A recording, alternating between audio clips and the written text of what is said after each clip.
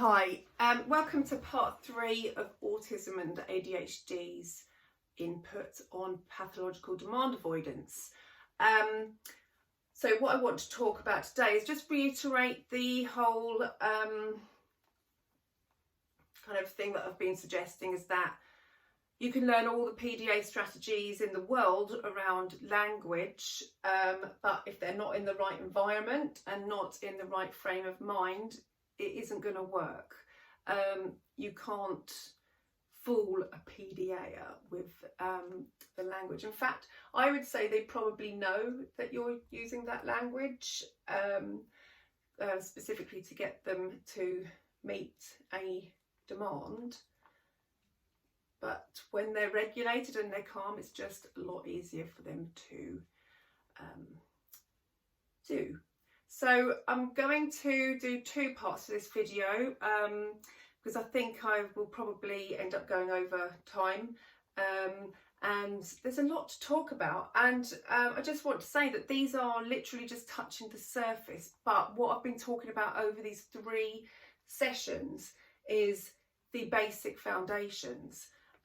Relationship.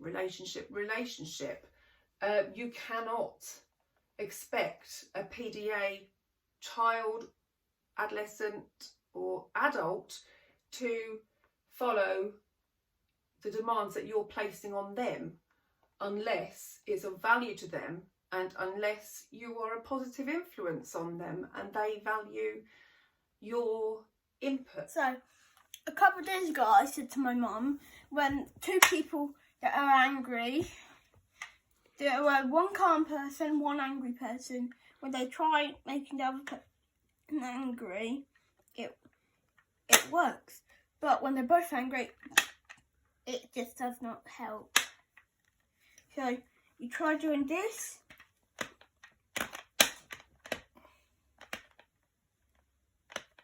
It's impossible. You can do it. You slide it. So you see it like that.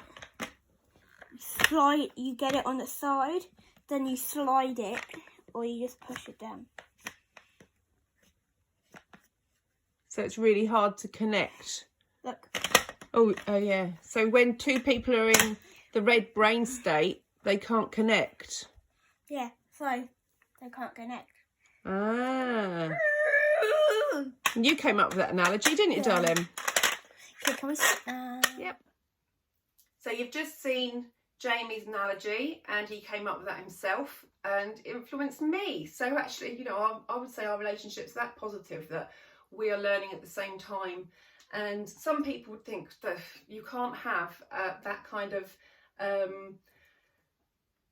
relationship with a child where it's more balanced and more equal. But I would say, yes, you can. It's as long as it's respectful, and ultimately I am the leader, if that's the best word, I'm not sure, and the final decision is with me, but I have a lot of respect for my son and his needs, and I think there's a real worry that people think when you're doing the low arousal, low demand parenting, that you're giving them too much power and you're giving them too much say, where, you know, a traditional approach is a more kind of authoritative approach where you do as I say.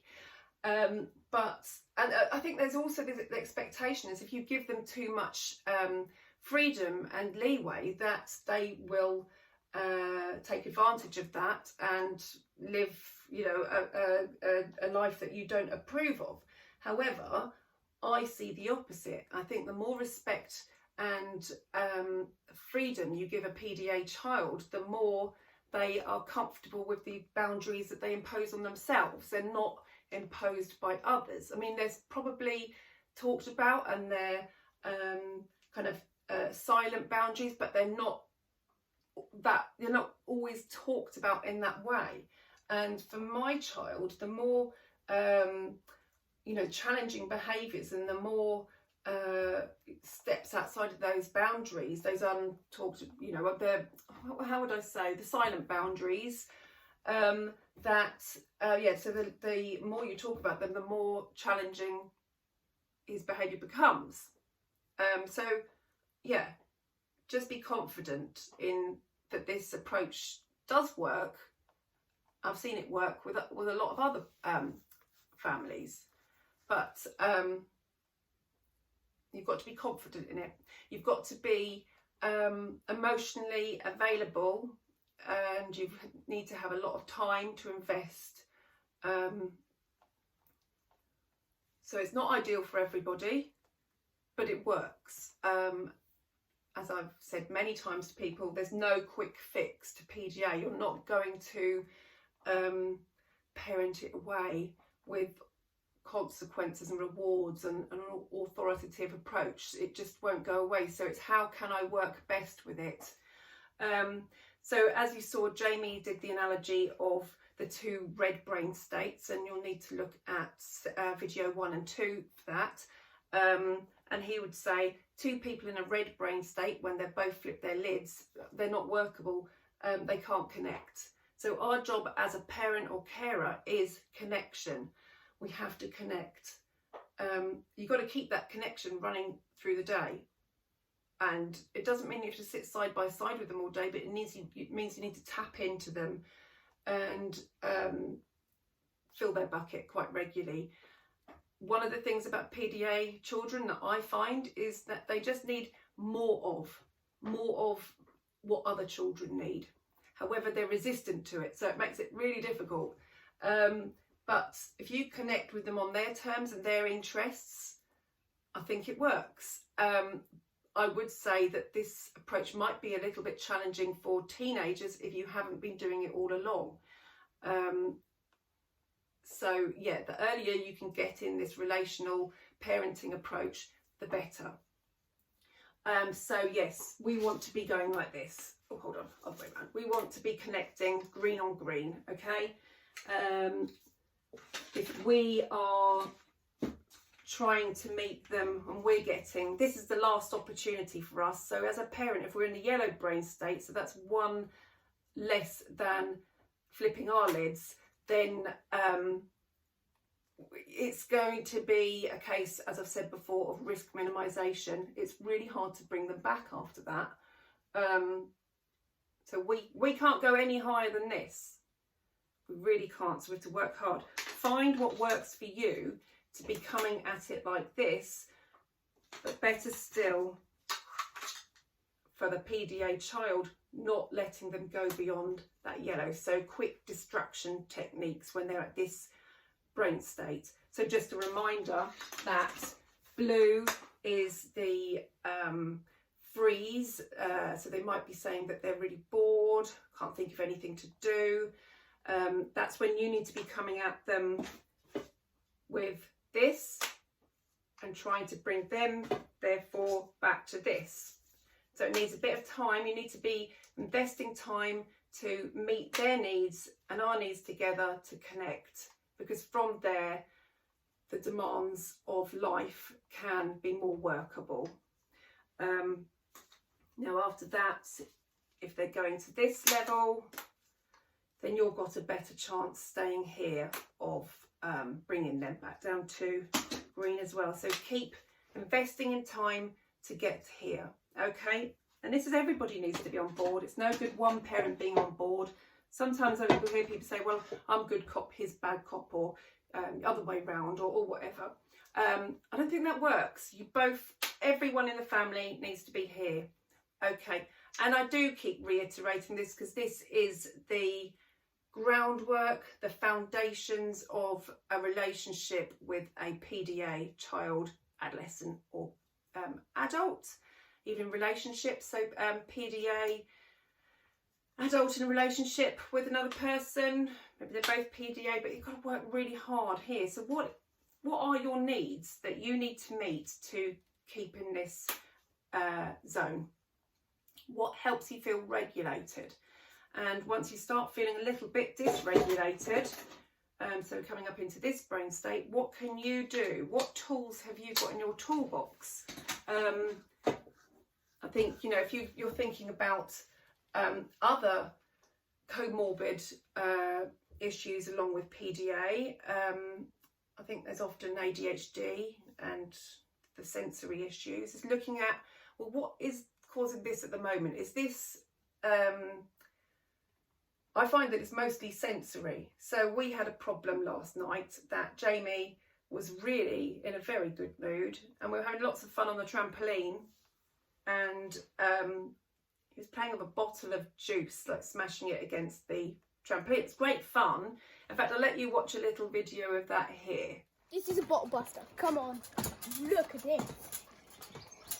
No bouncing. Violent, isn't it? Let's do it again. 3, 2, 1. Dad, what I do is that we have fun outside, me and my mum, before I have a demand, and then it makes me fine with it. And what we're doing is this bottle. Be careful, watch out. So, I can throw it really high. Oh no. That nearly hit my foot. Utchies. I'll do it again. That's a then. new word I've ever said before. Utchies. I'll do it again. Go on then. Ugh. Whoa. We've got to be careful for it not to get too much though, don't we? Throwing helps me calm down. Because it can go from one to the other quite quickly sometimes, can't it?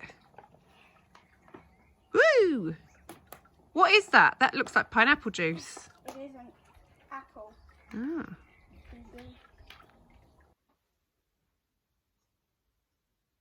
So there you saw Jamie having great fun. I could see the signs. I really could see the signs. For some reason, I let it get too far. I didn't feel able to bring him back from that. And in the heat of that moment, I really couldn't think of any distraction techniques. So what I found, I managed to do some later on, but what I found is that what I'm thinking now is I need to reflect on that. So where could I have done things differently? And we did talk about it later. But I'll just tell you what happened. So he got really overstimulated, very, very overstimulated. He loves crashing things. So that's that proprioceptive need of the feedback, and it just went overboard with the action on the trampoline and all sorts. And so we ended up with water being thrown everywhere, and water thrown in the house. I did something silly to try and distract him, all too late. But although I couldn't think of any distraction techniques, that was because he had got to this point. But I was still here. I was quite impressed with myself, actually, that I didn't get any further. And because I was there, I didn't tell him off, because I knew it was sensory. I was able to, well, I had to walk away to make sure I stayed in this state. But he quite quickly came down here, and he was here for quite a long time, but that was workable. And then we came indoors, and what did we do? I think we just sat on his bed, and I think we watched something on YouTube or something that was calming, because there's a lot of things on YouTube that he will watch because kind of likes, when he gets to here, I think he has a real, whether it's subconscious or the brain's just taken, been taken over, he's got no control. He almost has a need to get here.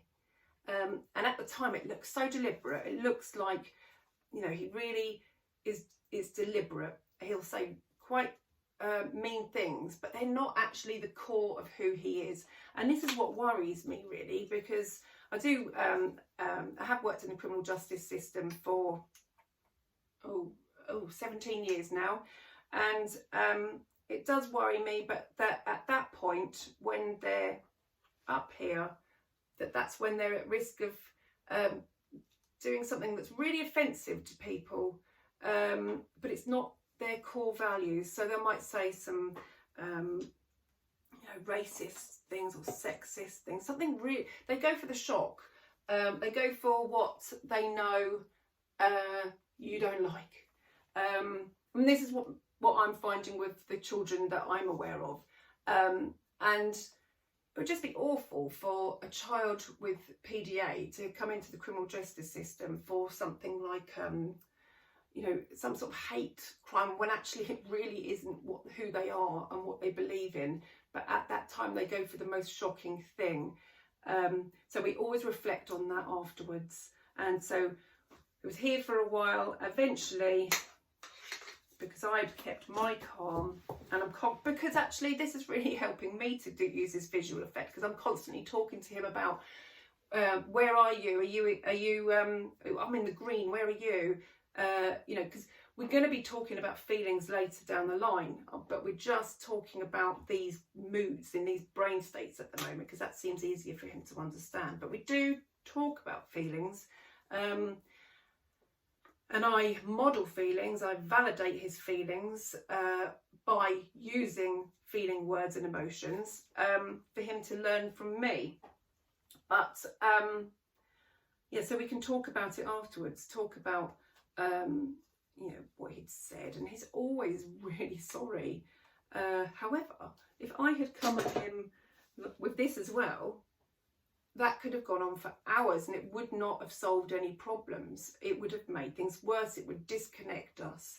And that's when, you know, you're crashing with them. You know, there's no win, and their self-esteem is going to be impacted when your relationship is broken. It's the relationship from where you can work with your child or any other PDA person. And it sounds awful, doesn't it? Work. Because it isn't work, it's just relationship building, but it takes a lot of effort. If that's not your natural disposition to be calm, and it's not your natural disposition to talk and validate feelings, it's going to take a lot of effort, but it's time to start learning now. I would say you need to really be thinking about what your needs are as a person, and make sure that you're meeting them. So I always talk now with my son, because I think he's old enough, about needs. We've all got needs. You've got needs. I've got needs. How can we meet them together at this point? And I might say I have to, you know, I've really got to do some work today, and I really need to do it.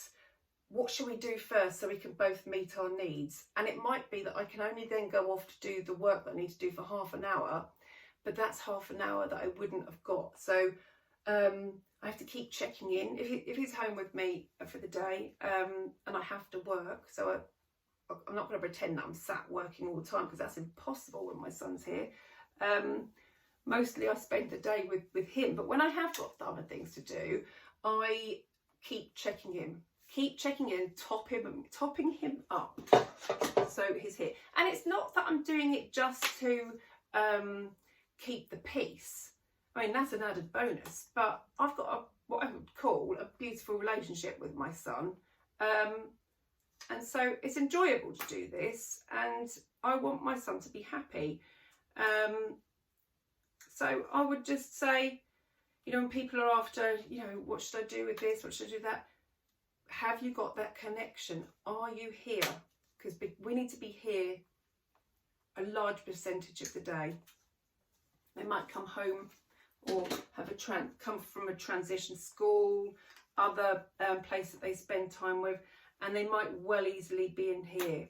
So I pick up my child from his dad's, and when I do, I might be in a car, so he's this, and I won't talk until he's ready. I used to always have an urge to say, what did you do? Have you eaten? And to say, whoa, that is a whole load of demands.